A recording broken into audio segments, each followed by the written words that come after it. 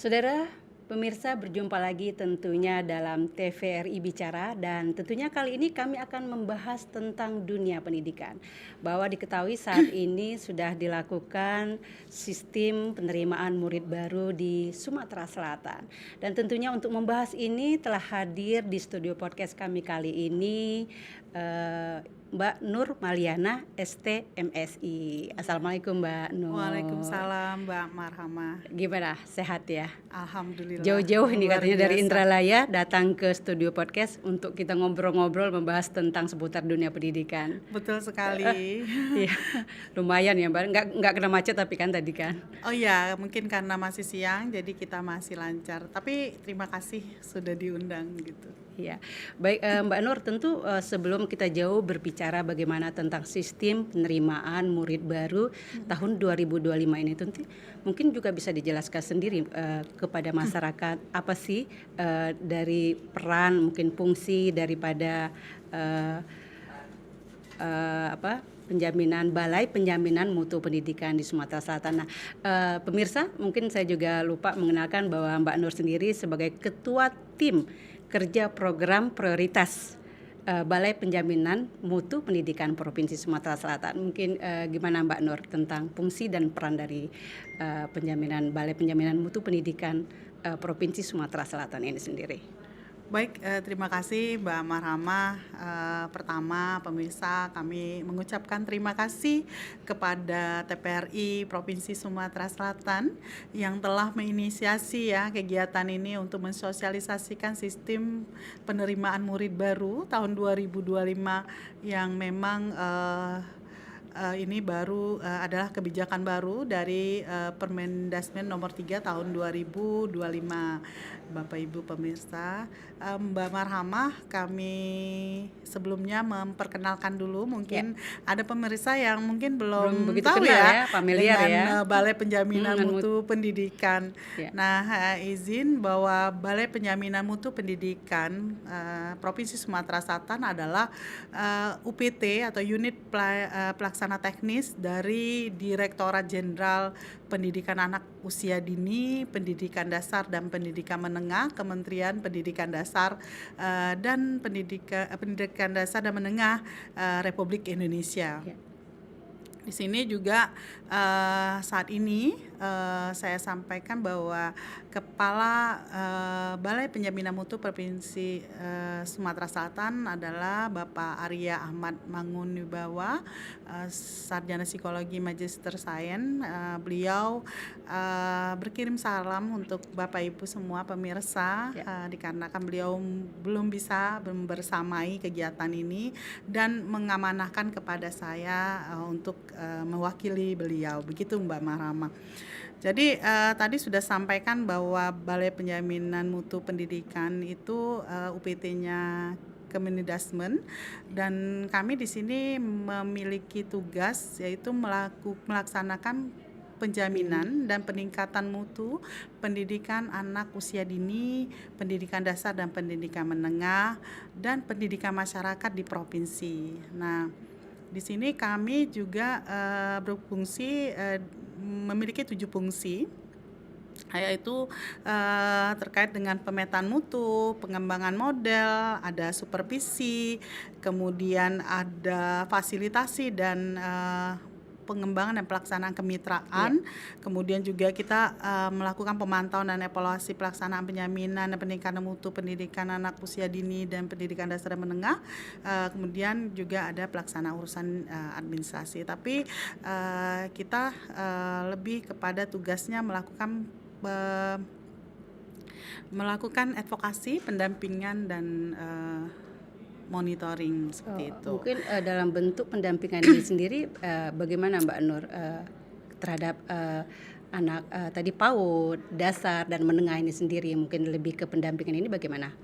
Ya, kami lebih kepada pendampingan kebijakan yang ada di Kementerian Pendidikan Dasar dan Menengah. Tapi sebelumnya Mbak Marhama, saya sampaikan dulu bahwa di BPMP itu saat ini memiliki satu kasubag Oh, dan kita memiliki 3 tim kerja.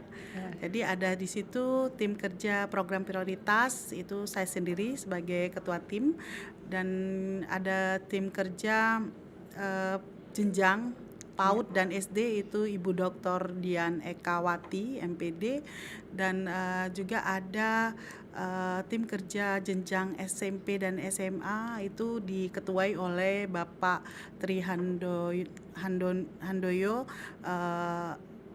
Eskom MM gitu.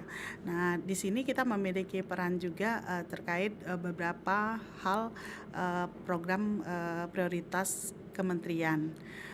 Di antaranya adalah terkait program revitalisasi sekolah, digitalisasi pembelajaran, Iya. kemudian sistem penerimaan murid baru, wajib belajar 13 tahun, penguatan pendidikan karakter, makan bergizi gratis, pembelajaran dan penilaian, dan kemudian ada penjaminan mutu sendiri. Oh iya, Gitu. jadi juga terlibat ya, Iya. termasuk juga MBG tadi ya, Mbak, Iya. tugas dari BPMP juga ya. Iya, mendampingi Iya, ya, mendampingi. seperti itu.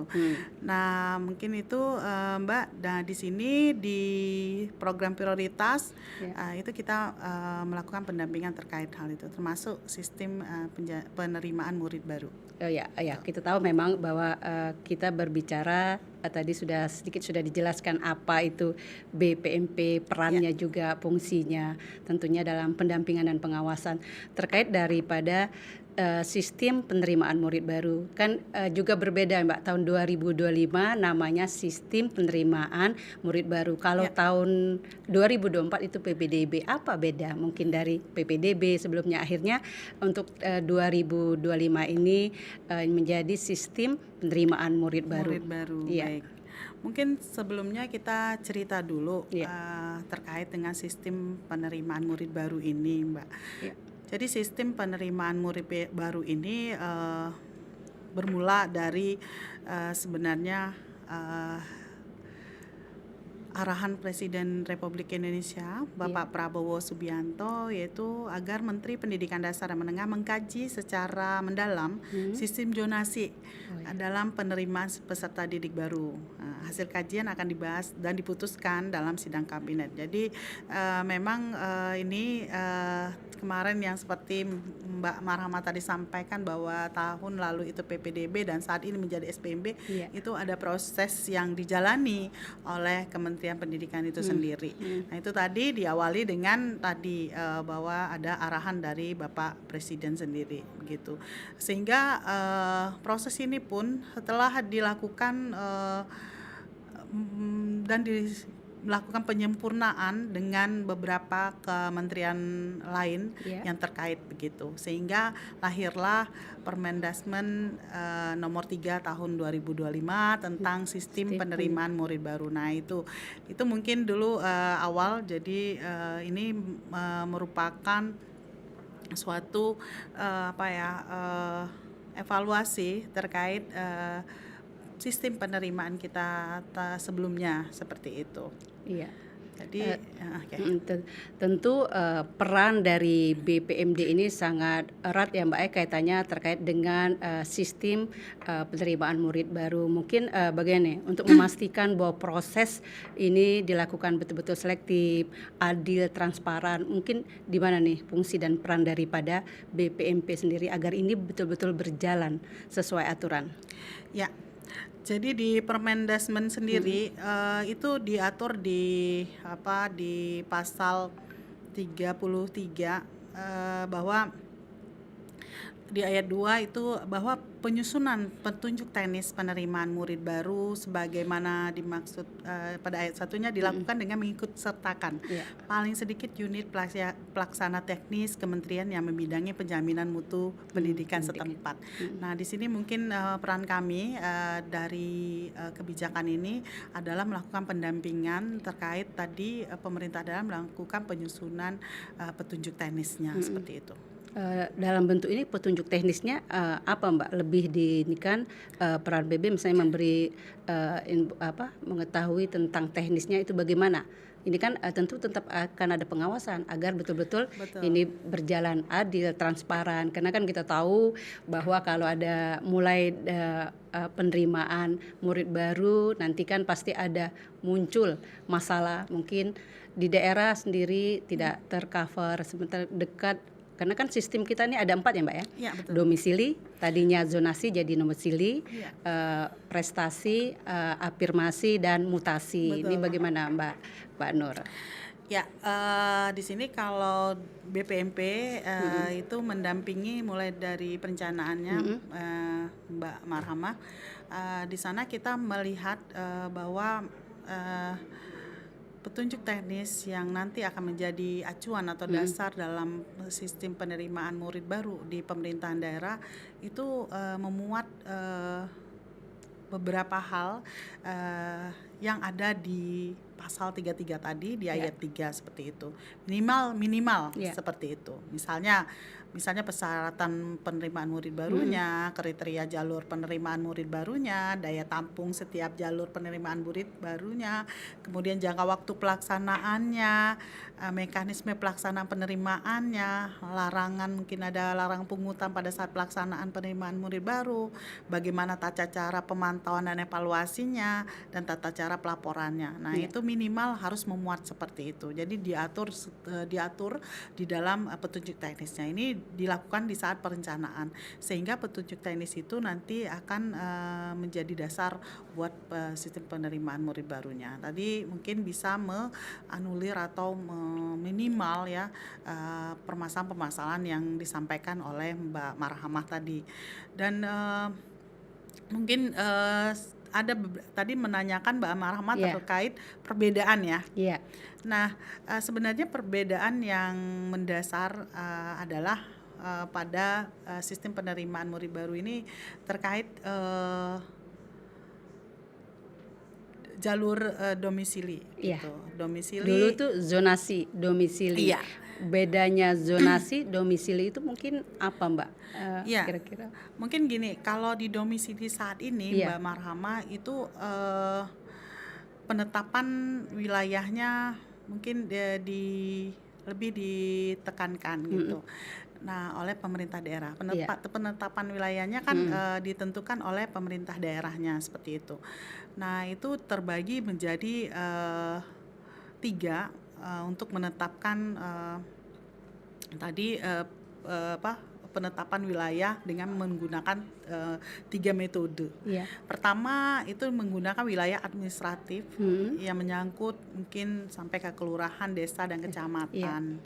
Nah, kemudian yang kedua ada ditetapkan domisilinya tadi berdasarkan radius. Jadi satuan pendidikan kuliah ke wilayah administrasi terkecil domisili muridnya seperti itu. Kemudian terakhir adalah metode lain yang sesuai dengan karakteristik daerahnya. Jadi seperti itu. Jadi di sini bagaimana sebenarnya pemerintah daerah itu dalam melakukan penetapan wilayah ini diserahkan kepada pemerintah daerah begitu.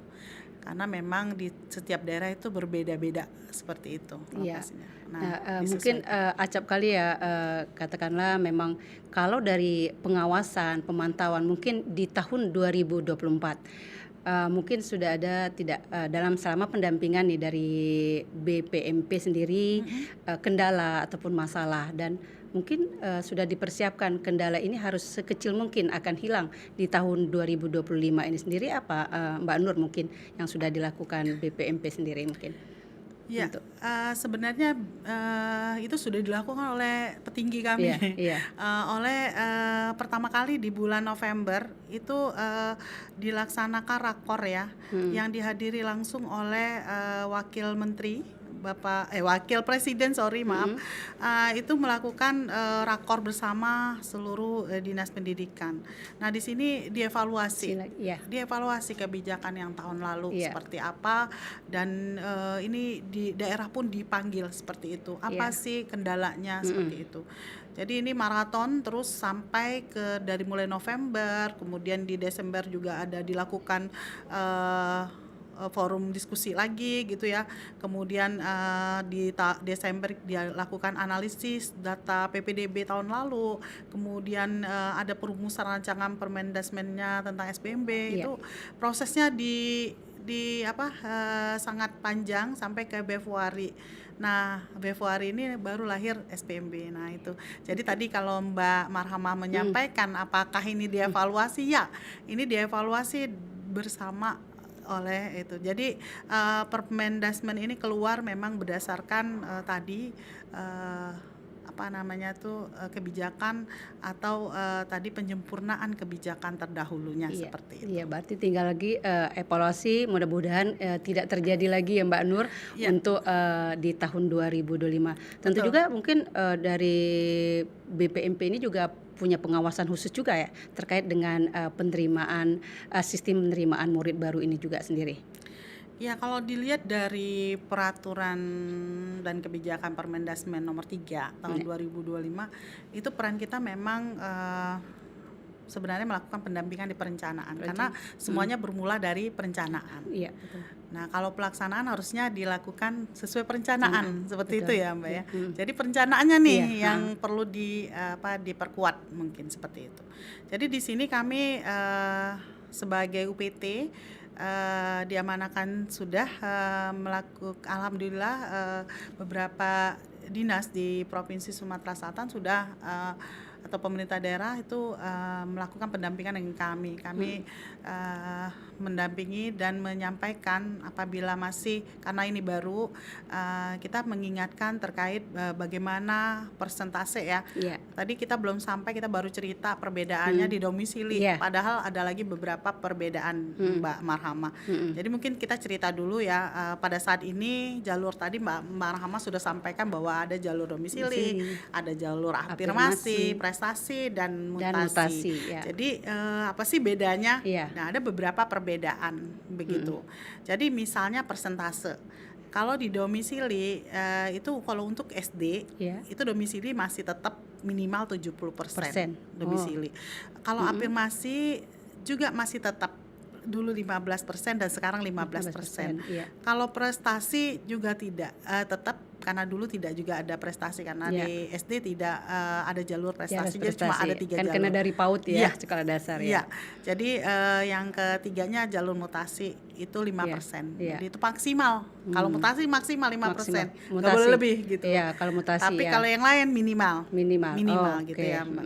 Kemudian di SMP itu domisilinya minimal 50%, dulunya 40%. Dulunya 50%, sekarang 40%. Oh, jadi agak turun 10% ya Mbak Nur. Kemudian afirmasi dulunya 15%, dulu kan sama semua ya. Afirmasi itu sampai dari SD sampai SMA itu sama. Nah, sekarang SMP berbeda.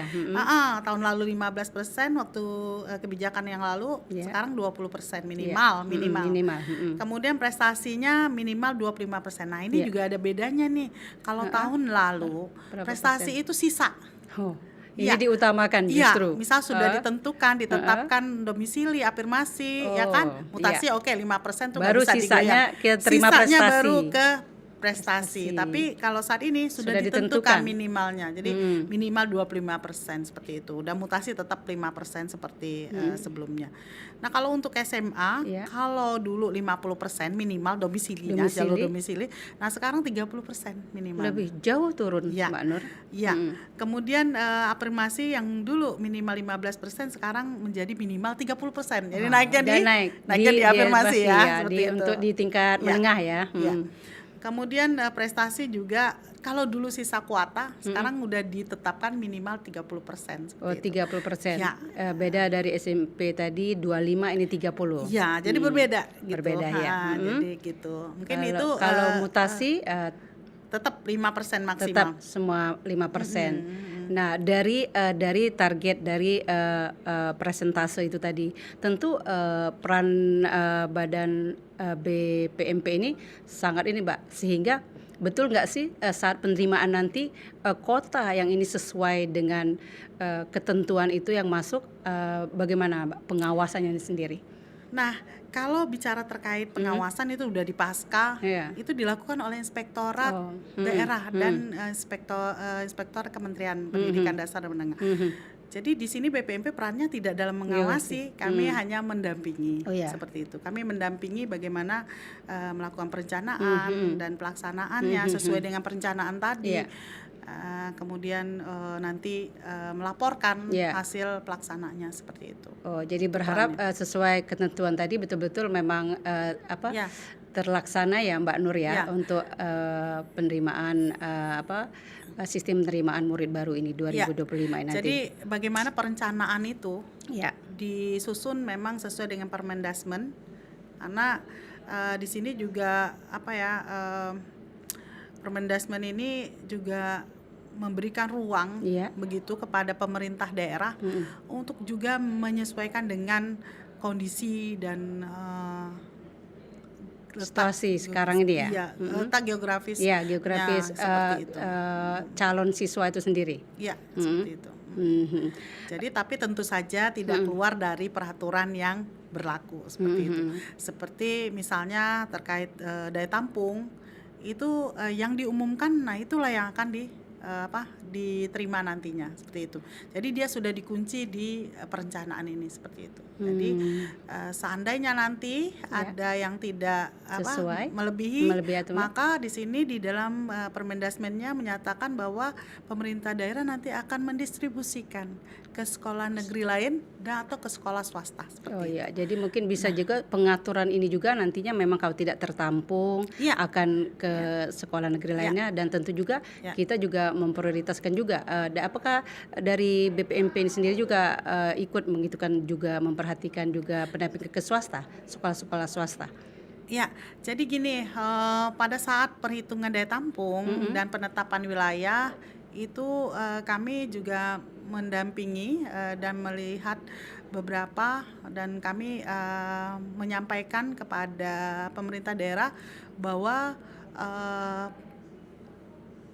daya tampung yang sudah ditetapkan oleh pemerintah daerah dan penetapan wilayahnya secara apapun, apakah dia secara administratif tadi atau radius atau karakteristik itu ditetapkan oleh pemerintah daerah dan diumumkan.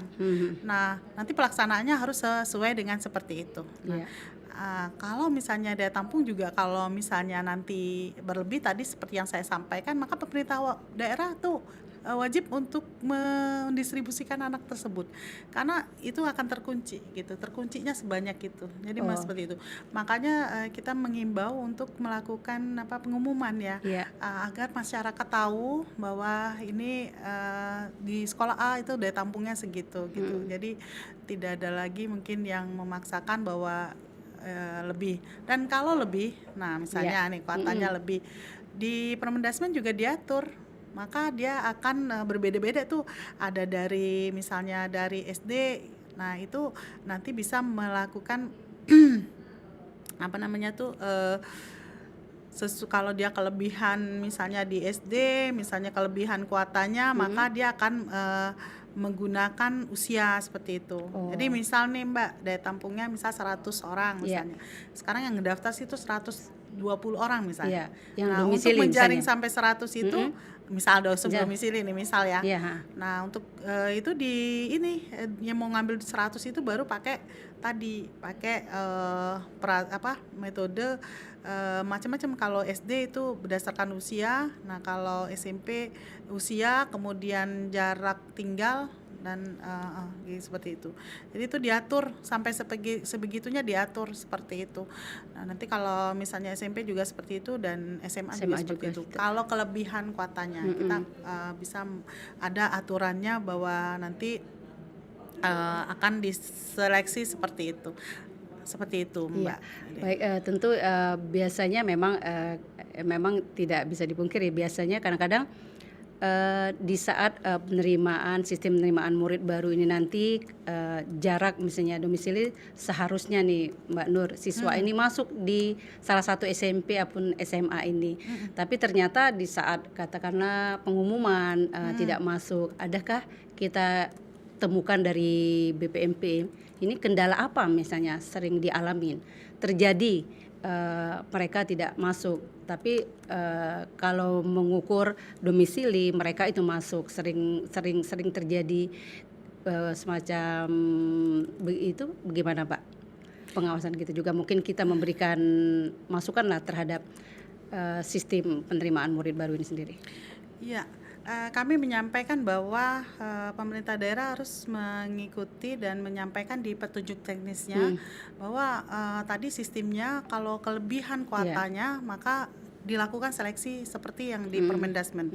Kemudian nanti yang tidak lulus, nah itu pasti kan tadi yang kayak 20 itu tidak lulus, itu harus diumumkan. Iya. Gitu. Harus transparan. Harus diumumkan. Jadi yang lulus dan tidak lulus harus diumumkan. Seperti itu. Jadi kalau misal tuh ada sekolah yang misalnya belum memenuhi kuota gitu. Nah, ada anak yang akan masuk. Dia terdaftar nggak sih di tidak lulus di sekolah lain seperti itu. Nah, itu dia harus terdaftar di sekolah lain yang tidak lulus atau dia cadangan. Jadi dia mendaftar tapi dia cadangan. Nah, seperti itu, sampai seperti itu. Nah, itu transparannya seperti itu. Dan di sini kami juga Kemendasmen ya itu mengingatkan bahwa apabila misalnya memang daya tampungnya besar, maka untuk melibatkan swasta di situ, seperti itu. Kalau selama ini bagaimana? Kan kita juga tidak memungkiri bahwa swasta itu juga katanya kekurangan ini siswa murid baru. Ini bagaimana? Mungkin selama ini mungkin masukan terhadap pemerintah dari BPMP sendiri, Mbak Dor sendiri, biar mereka juga mendapatkan siswa ataupun murid baru untuk sekolah-sekolah swasta ini sendiri. Ya, kami dari BPMP menyarankan ya Mbak ya, karena yang menetapkan tentu saja pemerintah daerah sebagai pendamping, kami hanya bisa menyarankan bahwa kami menyarankan dalam melakukan pemetaan wilayah tadi. Jadi misalnya tuh sekolah A, di sekitarnya sekolah apa gitu, kan ya. Kalau dia memang lebih, ya bisa ditetapkan wilayahnya gitu. Jadi makanya tadi melibatkan swasta tadi seperti itu Mbak. Jadi itu yang kami sarankan dan itu ditulis diumumkan di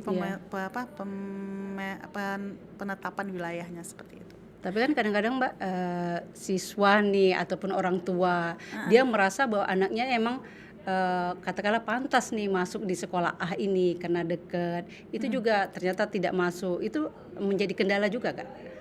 Ya itu tadi Mbak, jadi kalau seandainya kan kita sudah menetapkan kuota tuh pemerintah daerah tuh, kalau dia melebihi kuota, tadi ada ininya, tadi ada maksudnya tuh bagaimana sistemnya apabila dia kelebihan kuota, kelebihan kuota Mbak. Jadi itu ada mekanismenya seperti itu. Jadi orang tua juga kalau memang harus terima gitu kan, tadi diseleksi misal usia kalau SD, usia dulu, terus jarak. Nah gitu, jaraknya habis itu, ya usia dulu kalau SD. Jadi memang transparan seperti itu. Kalau Itulah untuk yang kita SMP, inginkan. SMA?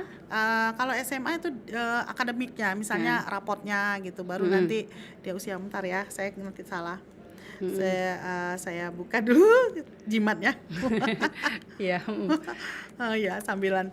Jadi seperti itu Mbak. Jadi itu seperti itu diatur gitu Mbak. Kalau dia kelebihan kuota, jadi ada diatur. Kalau misalnya kelebihan kuota di domisili ya. Jadi kalaupun kelebihan kuota di domisili kembali akan melihat nilai atau prestasi itu masih menjadi ketentuan. SMA ya biasanya ya Mbak. SMA, ya? itu SMA ya. Nah kalau SMA Mbak, kalau dia dalam hal calon murid yang mendaftar melalui jalur domisili pada SMA itu melampaui jumlah kuota yang ditetapkan oleh Pemda yang telah diumumkan, maka penentuan penerimaan muridnya dilakukan dengan urutan prioritas kemampuan akademiknya, misalnya nilai rapot tadi seperti itu. Kemudian sudah tuh diseleksi berdasarkan nilai rapot, kemudian jarak. Nah tadi kan Mbak khawatir terkait bagaimana tuh dia kan deket, kenapa dia nggak terima? Nah itu yang ketiga usia. Jadi yang pertama prioritasnya itu nilai rapotnya dulu. Akademik gitu. Iya seperti itu. Kemudian baru dilihat, udah sini nanti dia tinggalnya di mana seperti itu. Nah baru lihat jarak, kemudian usia. Nah ini diatur di dalam pasal 43 gitu. Jadi kalau SD itu tadi usia, kemudian jarak, usia Iya. dulu. Kalau SMP tuh jarak yang ditentukan prioritasnya Misalnya, dulu, ya. baru nanti usia seperti itu. Oh, Nah, jadi jadi beda-beda. Jadi di 43 ini, dan kami menyarankan bahwa pemerintah daerah dalam juknisnya itu juga menyampaikan terkait hal ini seperti itu. iya. Oke, baik, Mbak Nur, terkait bicara tadi sudah masalah permasalahan-permasalahan lah ya Iya. terkait dengan sistem penerimaan murid baru. Itu pasti ada temuan-temuan. Nah, mungkin pendamping lain, mungkin apa yang mungkin sisi lainnya juga yang tugas dari BMP ini sendiri agar tidak terjadi seperti yang kita katakan tadi, seharusnya anak ini masuk ternyata tidak masuk, kayak gitu. Mungkin jauh-jauh hari juga masukan-masukan, dan saat ini juga tengah sosialisasi nih sistem penerimaan murid baru ini sendiri. Nah, di sini kami hanya bisa menyampaikan saran, lagi-lagi Iya. saran, Iya. Mbak, agar di juknis itu benar-benar disusun Iya. sehingga tidak akan menjadikan ambigu atau pertanyaan atau permasalahan dari masyarakat itu. Ini kita juga menyarankan nih, lagi-lagi menyarankan. Iya. Nah, itu tetap aja keputusan ada di pemerintah daerahnya. Tapi mudah-mudahan komitmen dari pemerintah daerah saat ini sangat tinggi ya terkait sistem penerimaan murid baru ini. Nah, gitu sih, Mbak. Mungkin seperti itu, dan banyak hal sudah disampaikan terkait tadi penguncian di awal, Iya. sehingga nggak akan terjadi lagi ada sekolah yang misalnya dia buat pengumuman 100 anak terus nanti diterima 120. Oke, terima aja 120. Nah, 20-nya nggak masuk Dapodik Iya. gitu. Iya. Ya terserah kan seperti itu. Masih Kan nggak ada apa terdaftar. sekolah yang Ya melakukan misal kan. Iya. Ini nanti misal. Tapi itu tadi kasihan anaknya gitu. Mhm. Jadi kita sudah mengunci di awal gitu. Tidak Iya. ada lagi nanti akan penambahan seperti itu, tidak akan ada lagi, sudah ditekankan seperti itu. Jadi memang di perencanaan sudah diumumkan seperti itu. Diterima sesuai yang telah ditetapkan, dan itu sudah berdasarkan perhitungan analisis daya tampung yang dilakukan oleh pemerintah kayak gitu, pemerintah daerah di sini gitu. Berarti kan seperti kita juga Mbak Nur, kita betulan sama-sama waktu itu ya tentang sosialisasi sistem penerimaan murid baru, bahkan sudah ada deklarasi nih. Saya juga sendiri mewakili Kepsta TVRI Sumatera Selatan melakukan penandatanganan deklarasi tentang katakanlah sosialisasi sistem pendidikan baru. Waktu pertemuan kita kemarin, Mbak Nur menangkap apa nih tentang sosialisasi ini? Mungkin juga dari peran BPMP juga tetap harus ini pendampingan, pengawasan juga terkait dengan ini, karena masih melakukan sosialisasi, karena penerimaannya nanti di bulan Juni ya. Juni akan dimulai lagi untuk negeri, baik itu SD, SMP maupun SMA-nya. Ya, kami melihat di sini kita udah kelihatan bahwa komitmen dari pemerintah itu sudah nampak. Iya. Komitmen terkait tadi prinsip dari SPMB itu adalah objektif, Ya, transparan, kemudian akuntabel, non diskriminasi dan berkeadilan, itu sudah kelihatan. Iya. Dan Ibu Katim ya, Mbak Marhamad tadi juga Sesama melihat, Katim, iya, betul. melihat juga Iya, kan, betul. semua diungkapkan oleh Dinas Pendidikan. Iya. Ya, kesusahannya dan juga yang akan dilakukan. Benar ya? Termasuk kendala yang akan Kendala ditemukan, akan ya. disampaikan oleh beliau seperti itu. Itu merupakan suatu prestasi lah kalau menurut kami, apresiasi yang besar Buat terkait Dinas Pendidikan Kota Palembang ya. Pendidikan Kota Palembang. Ini Dinas Kota Pendidikan Palembang sudah melakukan ini. Kalau untuk provinsi, apa juga sudah melakukan hal yang sama? Biasanya juga tahun lalu sudah melakukan itu. Kita tunggu. Iya. Rencananya ada ya, mungkin akan melakukan, dan ini sudah dilakukan di Musi Banyu Asin dan di Lahat. Iya.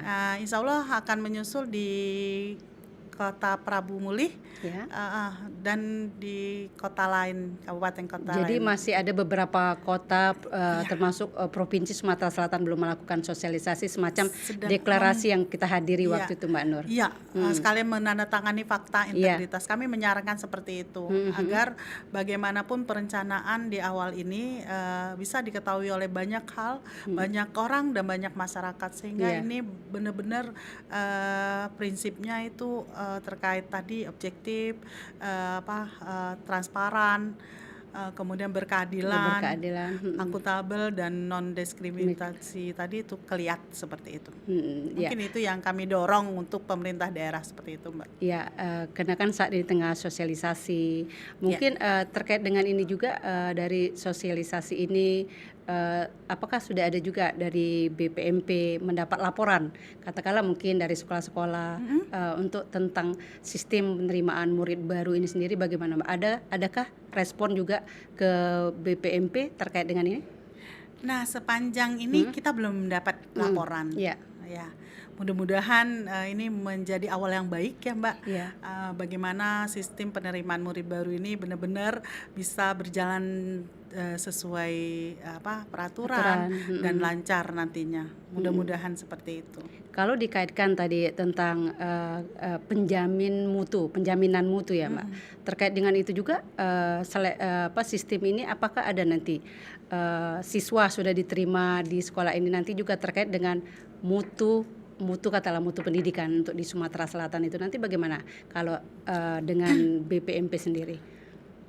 Ya, kita berharap dengan adanya sistem penerimaan murid baru ini dengan dengan ketentuan-ketentuan yang ditaati, sehingga kita ingin siswa yang bagaimanapun kita kan memang berpihak kepada siswa ya sebenarnya. Apa yang dilakukan ini sebenarnya untuk siswa begitu ya, Mbak. Bagaimana nanti siswa itu bisa nyaman dalam belajar ya kan, juga menjadi siswa-siswa yang berprestasi.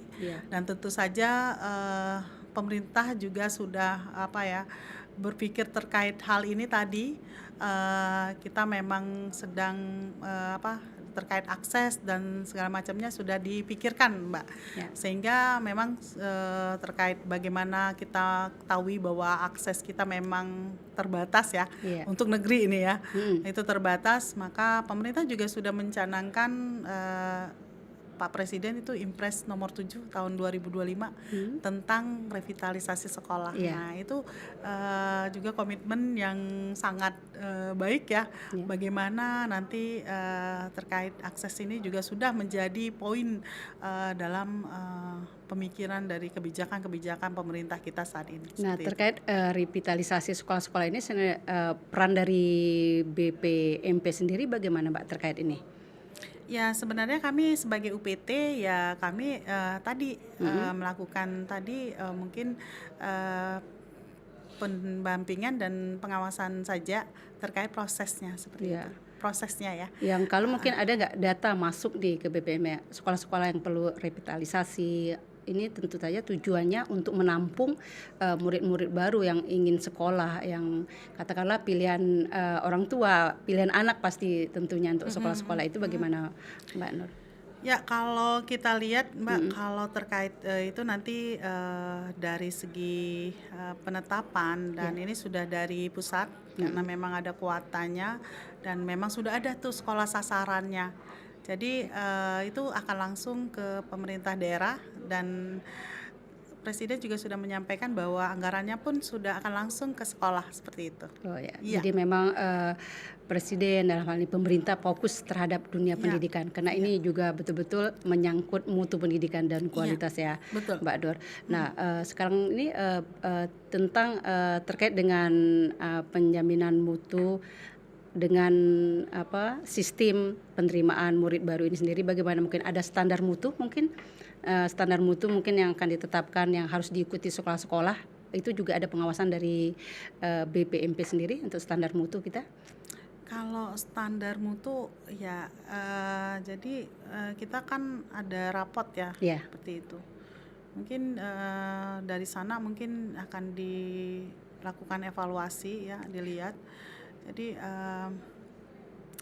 sebenarnya sistem penjaminan mutunya sendiri itu juga berdasarkan nanti dampak dari bagaimana tadi dilakukan pembelajaran yang baik di Iya. sekolah, gitu, proses pembelajaran yang baik.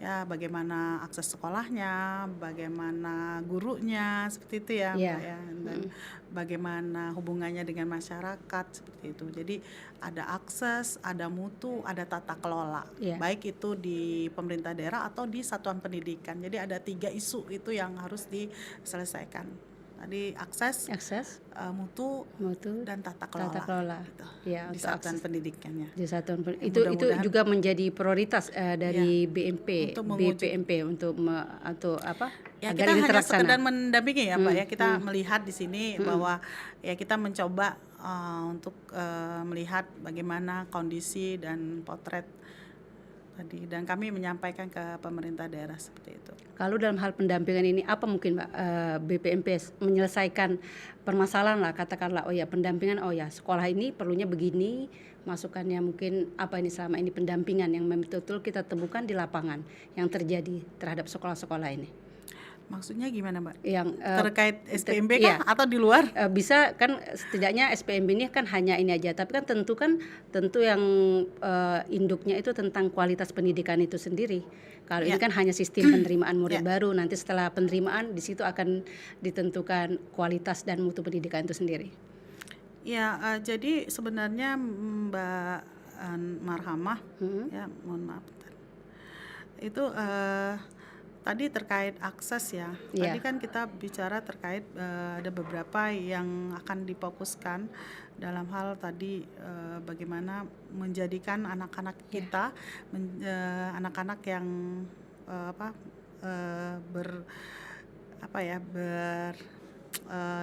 menjadi anak-anak yang nanti berhasil di Indonesia Emas di tahun 2024 nanti kan.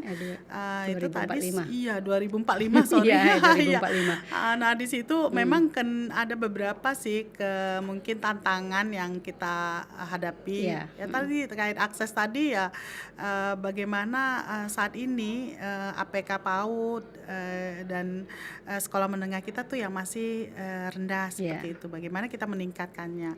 Dan ini bisa dilakukan melalui itu tadi akses terkait daya tampung kayak gitu. Daya tampung seperti itu. Nah, ini tentu saja daya tampung ini dilakukan, ini kaitannya dengan SPMB ya, Mbak ya. Jadi SPMB, itu masuk pada nanti dampaknya ada perubahan lah, diharapkan ada perubahan dampak di akses terkait daya tampung tadi, yaitu peningkatan dan penyesuaian daya tampung sesuai kondisi wilayah. Jadi itu tadi, Mbak. Ya, itu pasti erat kaitannya Jadi dengan seperti itu pendidikan. Maka kita harapkan angka partisipasi sekolah nanti ya itu yang berkaitan dengan anak tidak sekolah itu akan meningkat seperti itu, dan anak tidak sekolahnya menurun. Gitu, Mbak. Jadi semoga justru bisa tertampung, jangan ada lagi mungkin anak yang tidak sekolah ya, Mbak Nur. Bagaimana dengan sistem penerimaan murid baru ini tidak ada lagi anak kita yang nggak sekolah seperti itu. Jadi itu seperti itu, Mbak. Jadi makanya kalau nggak ketampung gimana? Libatkan swasta seperti itu. Lakukan pemetaan wilayahnya yang sesuai dengan lulusannya berapa, terus berkoordinasi dengan dinas Dukcapil terkait berapa sih jumlah anak usia sekolah di sana seperti itu. Jadi data-data itu diperlukan. Terus afirmasi itu kita dapatkan dari dinas sosial sehingga menetapkan persentase afirmasi, menetapkan persentase domisili itu berkoordinasi lah dengan pihak terkait tadi. Misalnya tertarik juga Mbak yang tentang afirmasi belum kita bahas ya. Ya tentang afirmasi tadi itu kan tentu erat kaitannya dengan ini dinas sosial memegang data afirmasi sendiri. Mungkin bagaimana juga nih harapan terkait betul-betul siswa ini betul-betul tepat sasaran ini afirmasi gitu. Bagaimana Mbak Nur? Nah itu tadi kita sarankan bahwa untuk afirmasi itu dinas pendidikan bisa berkoordinasi dengan dinas sosial. Nah di sana akan terlihat berapa sih anak sebenarnya terdata anak yang tidak keluarga ekonomi tidak mampu di sana seperti itu. Juga afirmasi juga bukan untuk anak yang berasal dari keluarga ekonomi tidak mampu saja. Bukatim, tetapi dari calon murid juga penyandang disabilitas. Nah, Jadi ini kadang-kadang juga kan anak-anak kita yang betul. disabilitas itu harus sekolah loh. Iya. Jadi seperti itu. Iya, ini prioritas juga nih yang disabilitas ini kadang-kadang terkesampingkan mungkin ya. Nah, bagaimana nih juga BPMP juga mendorong ini agar betul-betul nanti juga ada masuk juga yang anak-anak disabilitas, mereka juga bisa bersekolah kayak gitu, masih mengenyam pendidikan di salah satu sekolah. Nah itu kami menyarankan Ya, kemarin di saat penyusunan petunjuk TMS ya. itu kita menyarankan bahwa itu tadi menetapkan afirmasi itu dilihat di kondisinya seperti apa di sana seperti itu.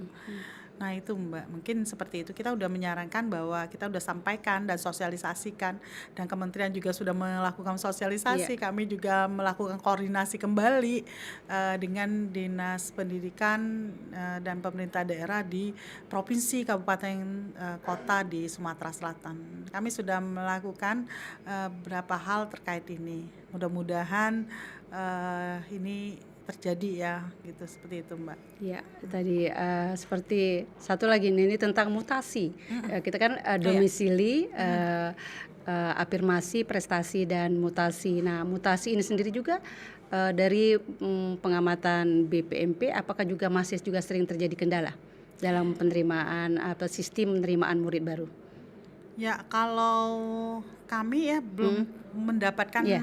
laporan terkait hal itu, Iya. karena memang kami mungkin bukan di pengawasan seperti itu, karena memang ini kan diperuntukkan untuk murid yang pindah domisili Iya. karena Orang tua ya, perpindahan tugas orang tua Mm-mm. seperti itu.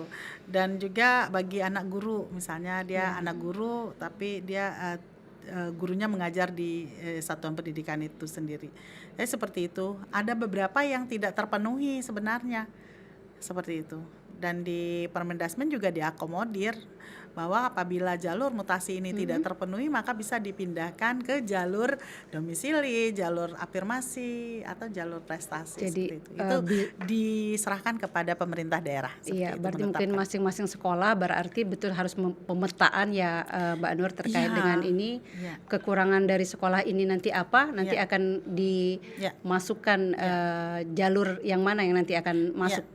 Nah, kan di saat pengumuman kan 5% tuh Iya. maksimal. Apabila tidak terpenuhi, maka tadi ada klausal yang menyampaikan bahwa ada pasal ya menyampaikan bahwa apabila tidak terpenuhi jalur mutasinya, maka bisa didistribusikan ke jalurnya.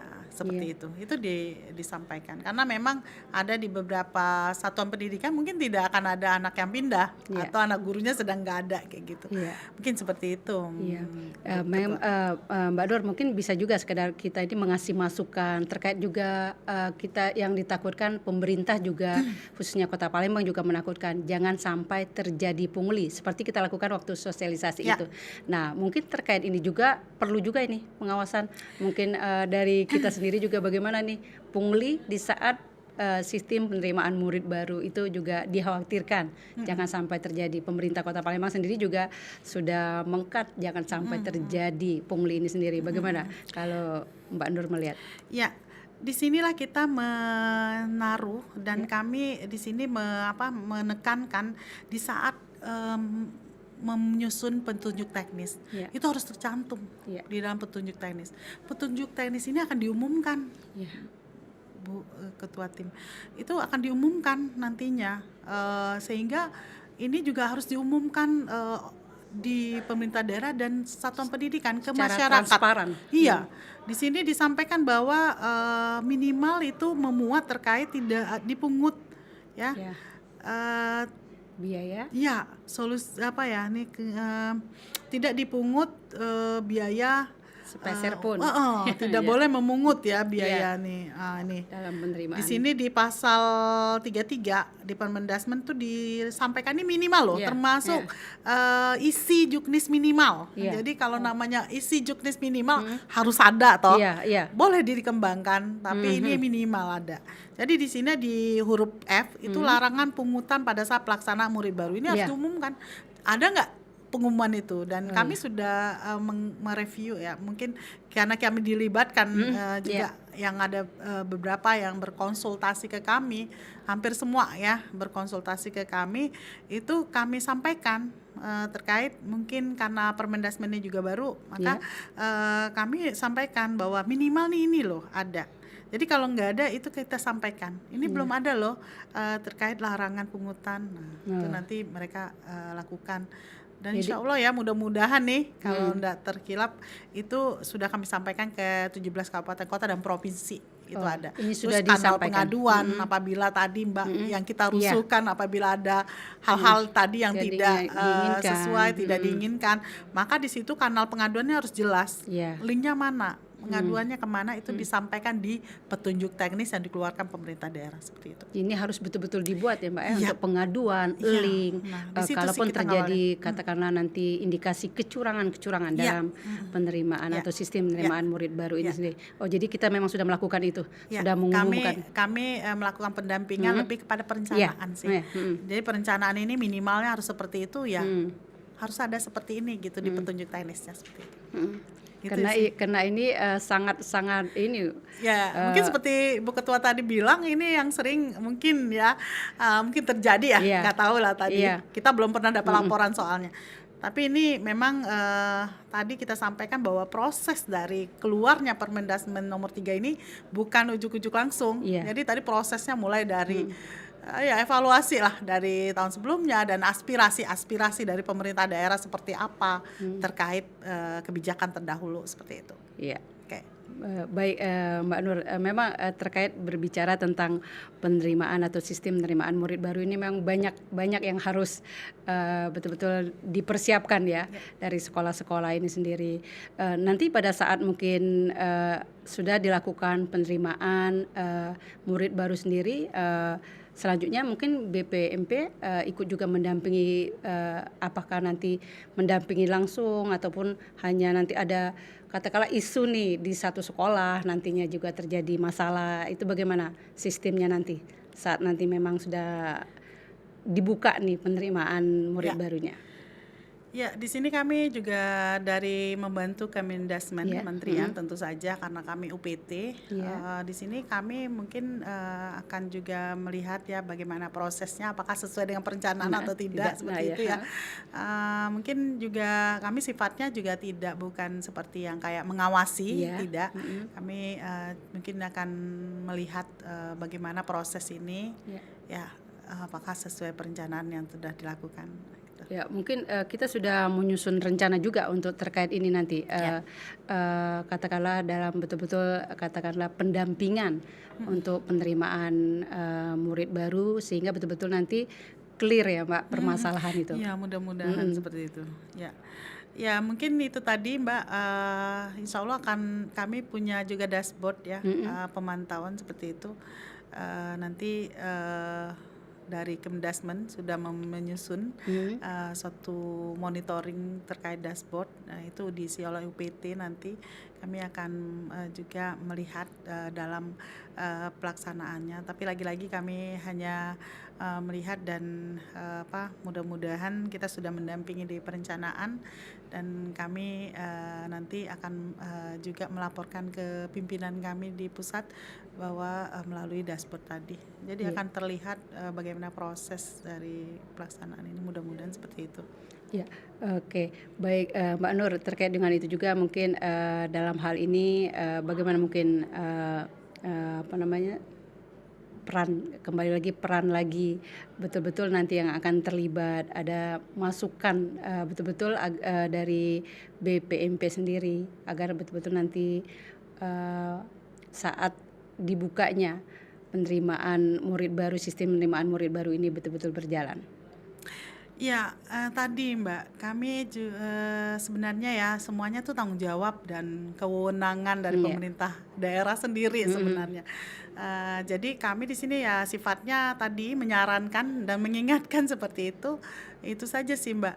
Kita memberikan saran tadi seperti misalnya mengingatkan kembali Permendasmen itu bulan April ini ngapain.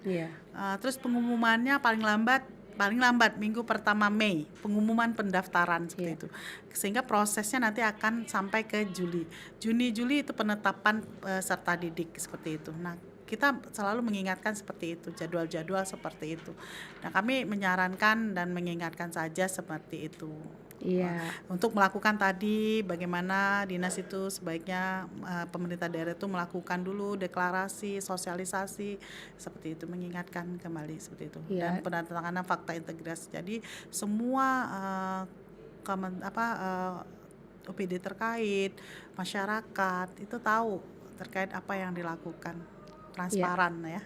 Iya. Transparan gitu. Ya kan kemarin juga waktu saat kita sosialisasi Iya, katakanlah untuk itu lengkap ya. lengkap ya. Ada juga temuan-temuan gitu. maksudnya disampaikan kemarin itu juga kadang-kadang ada Tahun di lalu satu ya, ya tahun lalu ada suatu daerah mendadak mungkin domisilinya sama ini Mbak Nur, mungkin juga ada sedikit kita pengawasan juga mungkin dalam hal ini mungkin ya. Ya lagi-lagi Bu Ketua kita Ya, bukan pengawas. Iya, maksudnya pendampingan, maksudnya pendampingan peran kita lagi mungkin di sini juga sangat dinantikan juga mungkin peran dari BPMP sendiri terkait dengan penjaminan mutu pendidikan di sini, penjaminan mutu pendidikan sendiri, Balai Penjaminan Mutu Pendidikan. Insya Allah kami dengan Dinas Pendidikan Provinsi Kabupaten Kota, alhamdulillah hubungannya cukup baik, sehingga kami memang ini diawali mungkin sedikit cerita nih, inisiasi kepala kami nih, Bapak Kepala kami tuh Bapak Arya Ahmad Mangunwibawa itu mengeluarkan suatu konsensus atau kesepahaman bersama dengan seluruh dinas pendidikan di provinsi dan kabupaten kota gitu. Jadi sehingga ini membuka terkait hubungan dengan pemerintah daerah. Jadi kami mengingatkan sifatnya. Kami selalu akan mengingatkan seperti itu. Mungkin itu yang dilakukan seperti itu Mbak Najwa. Tapi kalau mengawasi kayaknya enggak. Tapi alhamdulillah tuh dinas pendidikan tuh provinsi kabupaten kota tuh suka juga meminta sharing kali ya, gitu pendapat ya dengan kita ya, alhamdulillah gitu. Iya. Apresiasi buat semua pemerintah daerah provinsi ya, khususnya provinsi dan kabupaten kota, khususnya dinas pendidikan di seluruh kabupaten kota. Ya Mbak Nur, di penghujung mungkin pembicaraan podcast kita kali ini mungkin ada pesan nih khusus terhadap sistem penerimaan murid baru tahun 2025 ini. Oke. Yang disampaikan. Mungkin harapannya kami dari BPMP Provinsi Sumatera Selatan kepada seluruh pemerintah daerah dan masyarakat bahwa mudah-mudahan ya SPMB pada tahun ini atau sistem penerimaan murid baru pada tahun ini bisa memberikan kesempatan yang adil bagi seluruh murid untuk mendapatkan layanan pendidikan berkualitas yang dekat dengan domisili. Kemudian bagaimana SPMB ini bisa meningkatkan akses dan layanan pendidikan bagi murid dari keluarga ekonomi tidak mampu dan penyandang disabilitas. Kemudian yang ketiga, bagaimana mendorong peningkatan prestasi murid agar tadi ya kita bicarakan bagaimana SPMB ini bisa mendorong peningkatan prestasi dari murid. Kemudian yang terakhir adalah bagaimana mengoptimalkan keterlibatan masyarakat dalam proses penerimaan murid baru ini. Nah ini penting Mbak. Jadi masyarakat harus dilibatkan. Dan satu lagi terakhir, ingat bahwa prinsip dari SPMB adalah tadi objektif, transparan, akuntabel, berkeadilan dan non diskriminatif. Ya baik, Mbak Nur, makasih banyak sudah berbicara. Dan mudah-mudahan pembicaraan ini betul-betul bermanfaat sehingga sistem penerimaan murid baru tahun 2025 ini betul-betul berjalan lancar, transparan sesuai keinginan masyarakat. Baik, terima kasih Mbak Nur, terima kasih. Bu dan saudara, demikian bincang kami dengan Mbak Nurmala. Tentunya ini sangat bermanfaat bagi masyarakat, terutama anak-anak yang akan melanjutkan pendidikan mulai dari PAUD, SD, SMP, SMA. Demikian saya Marhama. Sampai jumpa.